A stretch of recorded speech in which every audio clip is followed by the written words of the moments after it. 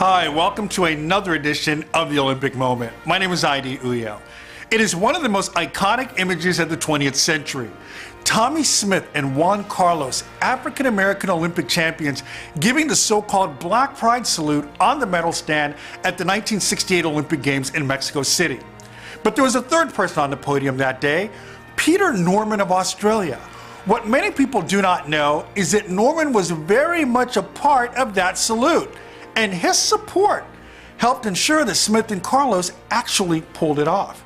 In this edition of the Olympic Moment, we take a look at Peter Norman, the role that he played, and the retribution that he faced as a result of his participation in what has become a signature moment in Olympic history. But first, some context. Smith and Carlos were part of a movement called the Olympic Project for Human Rights, an organization which encouraged black athletes on the 1968 United States Olympic team to use the Mexico City Games as a platform for calling attention to injustices against people of color around the world. Included in their 6-point manifesto was the curtailment of sporting links with apartheid South Africa and the restoration of Muhammad Ali as the legitimate heavyweight champion of the world. Following the finals of the men's 200-meter race, in which Smith won gold and Carlos the bronze, the pair approached the silver medalist, Norman, and confided in him of their plans for a silent protest. Norman replied, and I quote, "I'll stand with you." As Smith and Carlos left the holding area for the medal ceremony, Carlos discovered that he forgot his gloves back at the athletes' village. It was Norman who suggested that Smith give Carlos one of his gloves, which is why in the image you see Smith raising a right fist and Carlos a left fist. For his part, Norman wore an Olympic Project for Human Rights pin in solidarity with the two African-American athletes.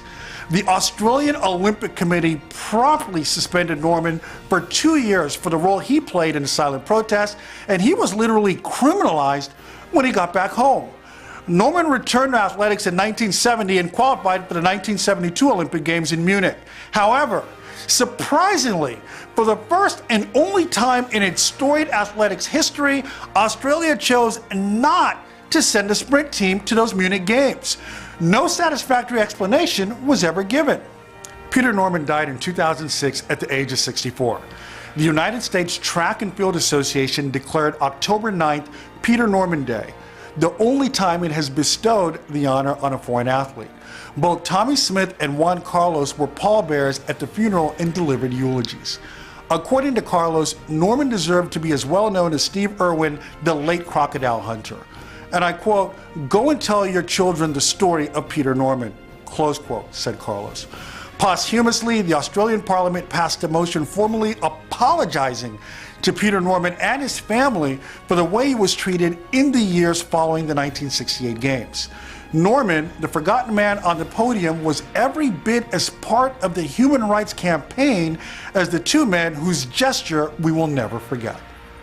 Please follow us on Twitter at ID Sports and be sure to subscribe to our YouTube channel, ID Sports. My name is Aidi Uyo. Thank you so much for watching this edition of the Olympic Moment.